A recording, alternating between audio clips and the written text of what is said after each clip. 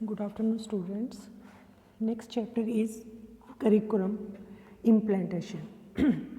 अभी तक हमने जो पढ़ा है कि करिकुलम जो है सारी एक्टिविटीज़ का सम अप है जो हमने स्कूल में आते ही स्टार्ट कर देनी है। वो एक्टिविटीज़ क्लियर, वो एक्टिविटीज़ हमारे सिलेबस के साथ भी हो सकती है, हमारी को करिकुलर एक्टिविटीज़ भी हो सकती है।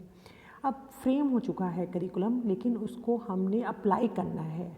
उसकी इम्प्लीमेंटेशन कैसे होगी वो आज हमने इस चैप्टर में पढ़ना है। उसको प्रैक्टिस में कैसे लेके आना है। अगर हम प्रैक्टिस में लेके आने की करिकुलम की बात करते हैं तो उसके लिए हमें कई एजेंट चाहिए। तो फर्स्ट जो प्राइम मोस्ट है वो हमारा लर्नर है, जिसके लिए हमने करिकुलम बनाया है और उसी को हमने करिकुलम उसके ऊपर अप्लाई भी करना है। अब उसको लर्नर को क्या है, नॉलेज प्रोवाइड करनी है, स्किल प्रोवाइड करनी है। ये नॉलेज स्किल जो है ये एक एक्सपर्ट ने प्रोवाइड करनी है कि टीचर ने प्रोवाइड करनी है। अब टीचर ने अपने सब्जेक्ट मास्टर के अकॉर्डिंगली, अपनी स्किल के अकॉर्डिंगली, अपने टीचिंग मेथड्स, अपने टीचिंग स्टाइल से वो जो करिकुलम की इम्प्लीमेंटेशन है उस प्रोसेस को आसान करना है कि स्टूडेंट को सब समझ भी आ जाए और जो पर्पस है करिकुलम में पर्सनैलिटी डेवलपमेंट का या नॉलेज प्रोवाइड करने का, वो सारा जो एम है वो फुलफ़िल हो जाए। नेक्स्ट आता है definition of curriculum implantation. According to IGI Global, this term refers to the acting of working out the plans and suggestions that have been made by curriculum specialists and subject experts in classroom or school setting. कुछ rules बनाए हैं, वो rules किसने बनाए हैं? जो specialist हैं इस फील्ड में, करिकुलम सेट करते हैं या सब्जेक्ट एक्सपर्ट्स हैं, उन्होंने कुछ प्लान्स, कुछ सुजेशन जो हैं बनाई हैं। Teachers are the main curriculum implementers, while at the same time students, parents, school administrators can be directly or indirectly involved in the process of implementation process. ये जो सजेशंस हैं जो बनाए गए हैं, ये टीचर ने बताने हैं स्टूडेंट्स को, लेकिन इस प्रोसेस में बहुत सी चीज़ें साथ के साथ चाहिए, जैसे school authorities, learners prime most, then school authorities, then society, directly और इनडायरेक्टली इस जो पर्पस है करिकुलम इम्प्लीमेंटेशन का उसमें हेल्प करते हैं। उसके बाद हमारे पास नेक्स्ट आ जाता है फैक्टर्स अफेक्ट करिकुलम इम्प्लीमेंटेशन। जब हमने करिकुलम को प्रैक्टिस में लेके आना है तो कौन कौन से फैक्टर्स हैं जो हमें ध्यान में रखने हैं। First, that is a characteristics of new curriculum. जो कुछ चेंजेस आई हैं करिकुलम में, जो नया करिकुलम है वो उसके करेक्टरिस्टिक्स किसके अकॉर्डिंगली हमने चेंज करके वो करेक्टरिस्टिक्स जो है वो बनाने चाहिए। First is the perceived need. ये जो नॉलेज है या स्किल है हमने किसको प्रोवाइड करनी है? लर्नर को। तो हमने लर्नर्स की नीड को समझना है। हर एक सब्जेक्ट, हर एक स्टैंडर्ड में जिसमें भी होगा बच्चों के मेंटल लेवल के अकॉर्डिंगली ही होगा। जैसे हम सब जानते हैं कि अगर कोई भी सब्जेक्ट है, जैसे कुछ साइंस है या लैंग्वेज है, तो ये कैसे चलता है? Simple to complex. एक साइंस सब्जेक्ट में अगर मैं कहूँ डाइजेस्टिव सिस्टम है, वो सेकेंड या थर्ड क्लास में शुरू हो जाएगा और 10th तक चलेगा, लेकिन उसकी कॉम्प्लेक्सिटी क्या है? बढ़ती जाएगी, ज़्यादा से ज़्यादा उसमें और एडिशन जो है नॉलेज की होती जाएगी। तो हमने बच्चों की नीड को ध्यान में रख के ही जो करिकुलम है उसको डिज़ाइन करना है। Second point, that is the clarity. अब हमारे करिकुलम का मतलब क्या है? बच्चों तक पहुंचाने का, कि उन्हें कोई नॉलेज मिले, किसी स्किल में एक्सपर्ट हो जाएं वो बच्चे। तो ये गोल जो है वो क्लियर होना चाहिए कि इतना जो है हमारी नॉलेज का इतना लेवल जो है बच्चों तक पहुंच जाएगा। कि अगर बच्चों को छोटी स्टेजेस में काउंटिंग आती है तो थोड़ी सी और बड़ी स्टेज में जाके वो टेबल्स जो है लर्न कर सकते हैं। ठीक, ये जो धीरे धीरे जो है कि पहले उन्हें एडजेक्टिव्स, नाउन्स, इन सब की प्रोनाउंस, इन सब की नॉलेज होगी, बाद में वो है इसमें ऐसे जो है वो खुद इसमें फ्रेम कर सकें। तो ये क्लैरिटी जो है देख के इसने जो है करिकुलम में ये चीज़ें होनी चाहिए। Then the complexity. अब जितनी चीज़ें सिंपल होंगी बच्चों को उतनी ही समझ आएगी, जितनी कॉम्प्लेक्स होगी वो टीचर को बहुत मुश्किल होगा बच्चों तक वो चीज़ पहुंचानी, क्योंकि बच्चों ने अपने मेंटल लेवल के अकॉर्डिंगली ही चीज़ को लेना है। तो सिंपल चीज़ें बहुत आसानी से बच्चों तक पहुंच जाती हैं। Then the contextual suitability. अब इसमें क्या है कि हमारे पास क्या सिचुएशन है। अब सिचुएशन में है कि हर जगह का जो होता है सिचुएशंस अलग अलग होते हैं। अगर मैं रूरल एरिया में पढ़ा रही हूँ, वहाँ की सिचुएशंस, वहाँ की प्रॉब्लम्स अलग हैं। अगर मैं अर्बन एरिया में आ जाती हूँ, वहाँ की अलग हैं। तो करिकुलम में भी कुछ चेंजेस ऐसी होनी चाहिए कि इम्प्लीमेंट हो सकती हैं यहाँ पे या नहीं हो सकती। जो हमारा नेक्स्ट पॉइंट है वो इसको क्लियर करेगा। Then next is the practically. चीज़ कितनी प्रैक्टिकल है, कितनी हम उसको रियल सिचुएशन में ला सकते हैं, उतनी ही वो चीज़ वैलिड होगी। अगर हम सिर्फ थ्योरी की बात कर रहे हैं, सिर्फ किताबी बातें कर रहे हैं, तो वो वहीं पे रह जाती है। जो चीज़ पॉसिबल होगी, जो प्रैक्टिकल में आ जाएगी, उतनी ही वो बच्चों तक बात पहुँचेगी। Next is the local characteristics. School जो है वो एक सोसाइटी को रिप्रेजेंट करता है, ठीक। एक एरिया में है, एक लोकेलिटी में है, उसके कौन कौन से करेक्टरिस्टिक इन्फ्लुएंस होते हैं। First is the school administration.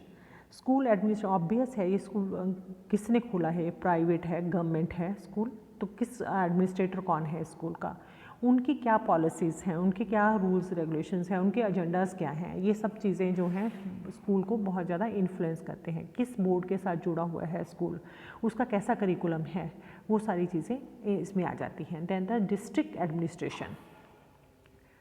District administration में आ जाता है, स्कूल किसी एरिया में है, लोकल है, रीजनल एरिया में, किसी भी एरिया में है, तो वहाँ का जो एडमिनिस्ट्रेशन है, उस एरिया की एडमिनिस्ट्रेशन है, वो क्या हेल्प करती है। क्योंकि स्कूल कोई आइसोलेट नहीं है सोसाइटी से, पार्ट है सोसाइटी का। बच्चों ने यहाँ से पढ़ के सोसाइटी में ही घूमना है, सोसाइटी के ही जो रिस्पॉन्सिबल सिटीज़न बनना है।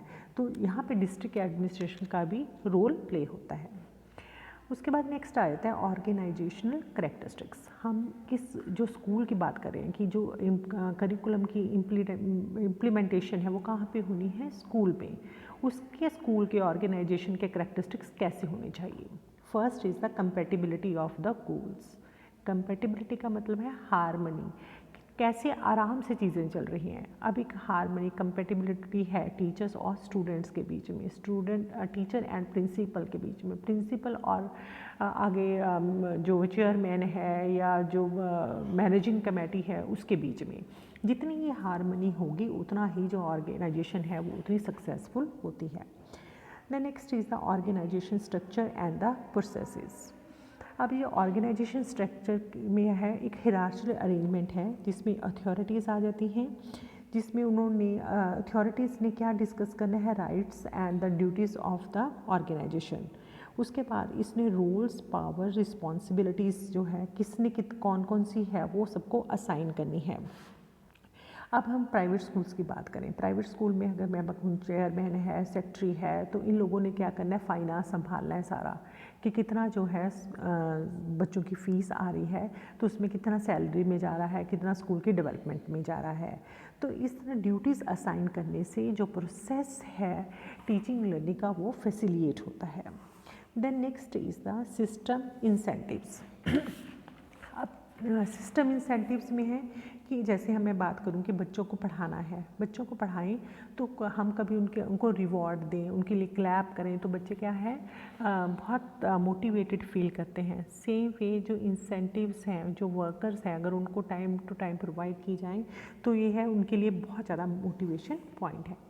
Then the existing curriculum.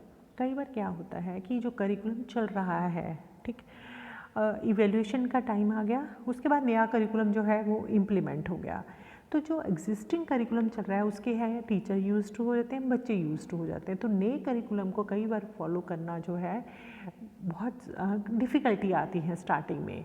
हाँ, अगर वो नया करिकुलम बहुत ज़्यादा हेल्पफुल है, प्रैक्टिकल है या बच्चों की नीड के अकॉर्डिंग है, तो उसको फॉलो करना जो है स्टूडेंट्स और टीचर्स के लिए बहुत ज़्यादा आसान होता है। Then the organisational culture. जैसे मैंने पहले भी बात की है कि कोई भी ऑर्गेनाइजेशन है वो एक सोसाइटी का हिस्सा है, एक एरिया का पार्ट है। उस वाले एरिया में, उस वाली स्टेट में, उस वाले पार्ट में कौन सा कल्चर है, कौन सा रीजनल वैल्यूज़ हैं, वो सारी इन्फ्लुएंस करती है टीचिंग लर्निंग प्रोसेस को या करिकुलम इम्प्लीमेंटेशन को। क्योंकि हम सोसाइटी में जो देखते हैं वही स्कूल में टीचर्स ने बच्चों को सिखाना है और बच्चों ने वही सोसाइटी में मूव करना है। Then the next is the government क्या रोल प्ले करती है? First is the resource support. Resource support में अगर गवर्नमेंट ऑर्गेनाइजेशन है, स्कूल गवर्नमेंट ऑर्गेनाइजेशन है या तो उसमें क्या हो जाता है कि गवर्नमेंट ने अपने रूल्स रेगुलेशंस बनाए हुए हैं, टीचर्स को सैलरी देनी है या क्या क्या वो डिमांड करते हैं टीचर से, क्या क्या डिमांड करते हैं वो बच्चों से, वो सारा जो है उन्होंने क्लियर करना है कि बच्चों को कैसे पढ़ाना है, कैसे अपनी अटेंडेंस पूरी करनी है, कैसे रिजल्ट्स को पूरा करना है, कैसे बच्चों में इंटरेस्ट को रखना है। Then next is the training. Training एक बहुत इंपॉर्टेंट पार्ट है किसी भी एजुकेशन प्रोसेस का। टाइम के साथ क्या है कि सबकी नॉलेज स्टेगनेंट हो जाती है। अगर टाइमली थोड़ी ट्रेनिंग जो है, नई चीज़ों की एडिशन जो है होती जाए और उसके लिए अपडेट किया जाए टीचर्स को जो पढ़ा रहे हैं, उनके लिए कोई वर्कशॉप्स लगाई जाएँ, सेमिनार्स लगाए जाएँ, तो इससे क्या है वो जो लेटेस्ट नॉलेज है उसके साथ अपडेट हो जाएंगे और अपडेट होकर वो सारी नॉलेज जो है वो बच्चों तक पहुँचाई जाएगी। उसके बाद है next is and last is relationship between the actors. अब यहाँ पे एक्टर्स क्या आ जाते हैं? टीचर्स आपस में और प्रिंसिपल्स जो हैं डिफरेंट स्कूल्स के अगर आपस में कम्युनिकेट करते हैं, किसी अगर सपोज़ करो कि किसी क्लास के 2 या 3 सेक्शंस हैं और उनका जो सब्जेक्ट एक्सपर्ट है अलग अलग है, हर सेक्शन का साइंस टीचर अलग है, अगर वो टीचर्स आपस में कम्युनिकेट करती हैं कि इस टॉपिक को मैं कैसे पढ़ा रही हूँ, इस टॉपिक को इस तरह से भी पढ़ाया जा सकता है, तो क्या है कि जिस नए नए आइडियाज़ जो हैं वो जनरेट होते हैं और इससे लर्निंग होती है। सेम है जो प्रिंसिपल्स हैं डिफरेंट स्कूल्स के, अगर आपस में बात करते हैं कि स्कूल को कैसे चलाना है, कैसे डिसिप्लिन लेके आना है या कैसे अच्छा रिजल्ट लेके आना है, या कैसे बच्चों को और स्टाफ में जो है हारमोनी करनी है, तो इससे जो है उनका कम्युनिकेशन से जो बहुत प्रॉब्लम्स जो हैं वो सॉल्व हो जाती है।